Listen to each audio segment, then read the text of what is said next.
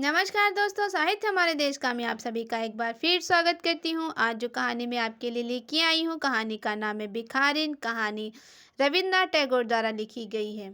तो आइए सुनते हैं कहानी भिखारिन। आंधी प्रतिदिन मंदिर के दरवाजे पर जाकर खड़ी होती। दर्शन करने वाले बाहर निकलते तो उनसे अपना हाथ फैला देती और नम्रता से कहती, बाबूजी, अंधी पर दया हो जाए। वह जानती थी कि मंदिर में आने वाले शाहृदय और दयालु हुआ करते हैं। उसका यह अनुमान असत्य न था। आने जाने वाले दो चार पैसे उसके हाथ में रख ही देते थे। अंधी उनको दुआएं देती और उनकी सहृदयता को सराहती।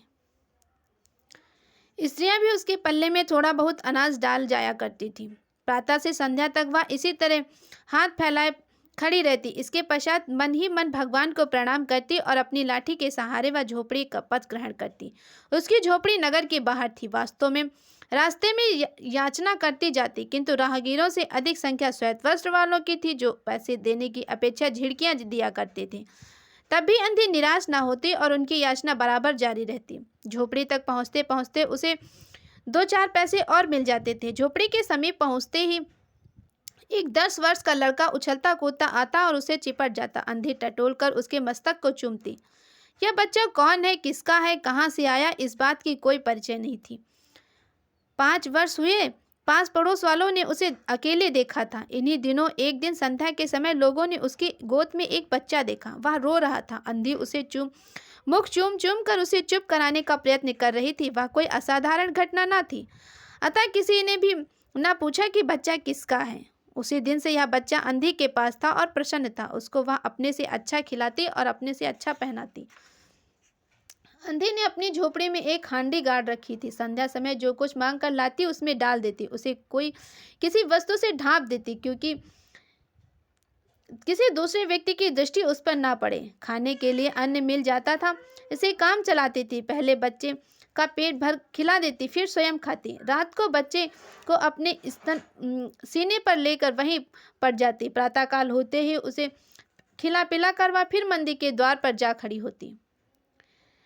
काशी में सेठ बनारसी दास बहुत ही प्रसिद्ध व्यक्ति थे। बच्चा बच्चा उनकी कोठी से परिचित था। बहुत बड़े देशभक्त और धर्मात्मा थे। धर्म में उनकी बड़ी रुचि थी। दिन के 12 बजे तक सेठ स्नान ध्यान में संलग्न रहते थे। कोठी पर हर समय भीड़ लगी रहती थी। कर्ज के इच्छुक तो आते ही थे, परंतु ऐसे व्यक्ति भी तांता बंधा रहता था जो अपनी पूंजी सेठ के पास धरोहर के रूप में आते थे रखने।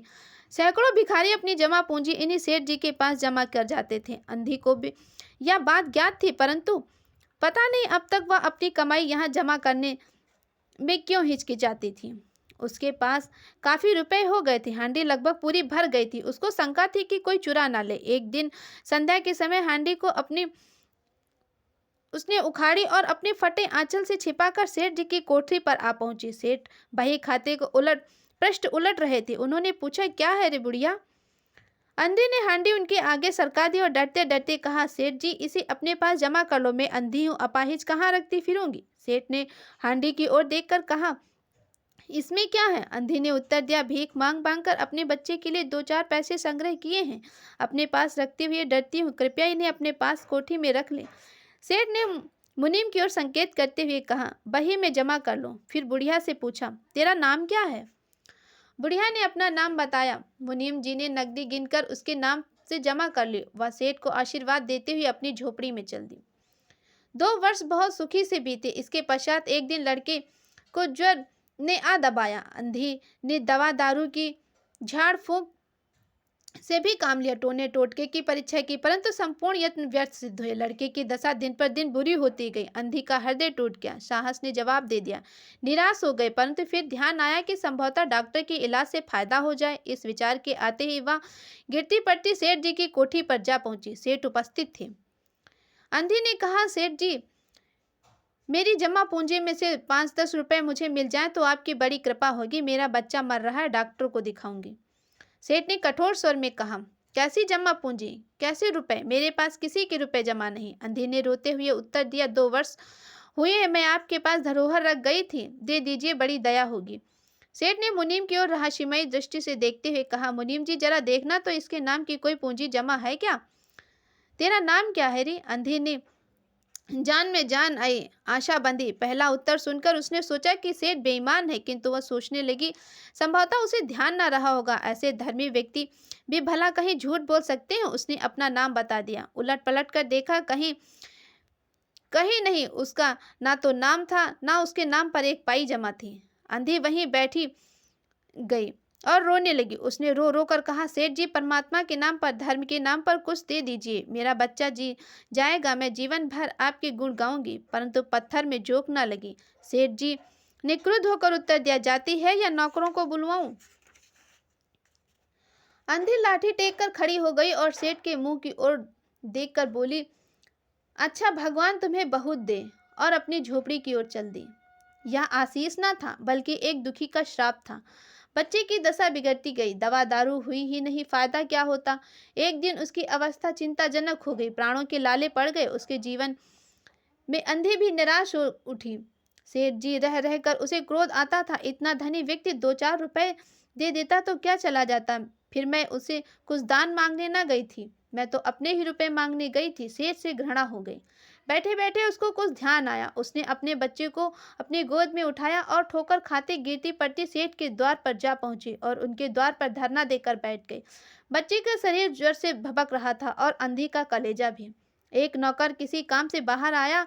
अंधी को बैठा देखकर उसने सेठ जी को सूचना दी। सेठ ने आज्ञा दी कि उसे भगा दे। नौकर ने अंधे से चलने जाने को कहा, किंतु वह अपने स्थान से ना हिली। मरने का भय दिखाया, पर वह टस से मस ना भई। उसने फिर अंदर जाकर कहा, वह नहीं टलती। सेठ स्वयं बाहर पधारे। देखते ही पहचान गए। बच्चे को देखकर उन्होंने बहुत आश्चर्य देख किया। उसकी शकल सूरत उनके बेटे मोहन से मिलती जुलती थी। 7 वर्ष हुए तब वह मोहन किसी मेले में खो गया था। उसकी बहुत खोज की, अब उसका कोई पता न चला। उन्हें स्मरण होया, मोहन की जांघ में एक लाल रंग का चिन्ह था। इस विचार के आते ही उन्होंने अंधे की गोद से बच्चे की जांघ देखी। चिन्ह अवश्य था, परंतु पहले से कुछ बड़ा था। उसको विश्वास हो गया कि बच्चा उन्हीं का है। तुरंत उसको छीनकर अपने कलेजे से चिपटा लिया। शरीर ज्वर से तप रहा था। नौकर को डॉक्टर लाने के लिए भेज दिया और स्वयं मकान के अंदर चले गए। अंधी खड़ी हो गई, चिल्लाने लगी कि मेरा बच्चा न ले जाओ, मेरे रुपए तो हजम कर ही गए हो, अब क्या मेरा बच्चा भी मुझसे छीनोगे। सेठ जी बहुत चिंतित हुए और कहा, बच्चा मेरा है, यही एक बच्चा है, 7 वर्ष पूर्व खो गया था, अब मिला है, इसे मैं किसी को ना दूंगा और लाख यत्न करके भी इसके प्राण बचाऊंगा। अंधी ने एक जोर का ठहाका लगाया, तुम्हारा बच्चा है, इसे लाख यत्न करके इसे बचाओगे। मेरा बच्चा होता तो क्या इसे मर जाने देते। क्यों, यह भी कोई न्याय है। इतने दिनों तक खून पसीना एक करके इसको पाला है, मैं इसे आप अपने हाथों से ना जाने दूंगी। सेठ जी की अजीब दशा थी। कुछ करते धरते नहीं बन पड़ता था। कुछ देर वहीं मौन खड़े रहे, फिर मकान के अंदर चले गए। अंधी कुछ समय तक खड़ी रोती रही, फिर वह अपनी झोपड़ी की ओर चल दी। दूसरे दिन प्रातःकाल प्रभु की कृपा हुई। दवा से ने जादू का प्रभाव दिखाया। मोहन का ज्वर उतर चुका था। होश आने पर उसने आंखें खोली तो सर्वप्रथम शब्द उसकी जबान से निकला, माँ। चहुओर अपरिचित शक्लें देखकर उसने अपने नेत्र फिर बंद कर लिए। उस समय से उसका ज्वर फिर अधिक होना प्रारंभ हो गया। माँ माँ की रट लगी हुई थी। डॉक्टरों ने जवाब दे दिया। सेठ जी के हाथ पांव फूल गए। चहुओर अंधेरा दिखाई पड़ने लगा। क्या करूं, एक ही बच्चा है, इतने दिनों बाद मिला, वह भी मृत्यु अपने चंगुल में दबा रही है, इसे कैसे बचाऊं। सेठ यह सोच ही रहा था। सहसा उनको अंधी का ध्यान आया। पत्नी को बाहर भेजा कि देखो कहीं अब तक वह द्वार पर न बैठी हो, परंतु वह वहां नहीं थी। सेठ ने फिटन तैयार कराई। बस्ती के बाहर उसकी झोपड़ी पर पहुंचे। झोपड़ी बिना द्वार के ही थी। अंदर गए, देखा अंधी एक फटे पुराने टाट पर पड़ी, उनके नेत्रों से अश्रु बह रहे हैं। सेठ ने धीरे से उसको हिलाया। उसका शरीर भी अग्नि की भांति तप रहा था। सेठ ने कहा, बुढ़िया, तेरा बच्चा मर रहा है, डॉक्टर निराश हो गए हैं, रह रहकर वह तुझे पुकारता है, अब तू ही उसके प्राण बचा सकती है, चल और मेरे नहीं नहीं अपने बच्चे की जान बचा ले। अंधी ने उत्तर दिया, मरता है तो मरने दो, मैं भी मर रही हूँ, हम दोनों स्वर्ग लोक में फिर माँ बेटे की तरह मिल जाएंगे। इस लोक में सुख नहीं है, वहाँ मेरा बच्चा भी सुखी रहेगा, मैं वहीं उसकी सुचारू रूप से सेवा करूंगी। सेठ रो दिए। आज तक उन्होंने किसी के सामने सिर न झुकाया था, किंतु इस समय अंधी के पांव में गिर पड़े और रो रो कर कहा, ममता की लाज रख लो, आखिर तुम भी उसकी माँ हो, चलो तुम्हारे जाने से वह बच जाएगा। ममता शब्द ने अंधी को विकल कर दिया। उसने तुरंत कहा, अच्छा चलो। सेठ जी सहारा देकर उसे बाहर लाए और फिटन में बिठा दिया। फिटन घर की ओर दौड़ने लगी। उस समय सेठ और अंधी भिखारी दोनों की एक ही दशा थी। दोनों की बस यही इच्छा थी कि शीघ्र से शीघ्र अपने बच्चे के पास पहुंच जाए। कोठी आ गई। सेठ जी ने सहारा देकर अंधी को उतारा और अंदर ले गए। भीतर जाकर अंधी ने मोहन के माथे पर हाथ फेरा। मोहन पहचान गया कि यह तो उसकी माँ के हाथों का स्पर्श है।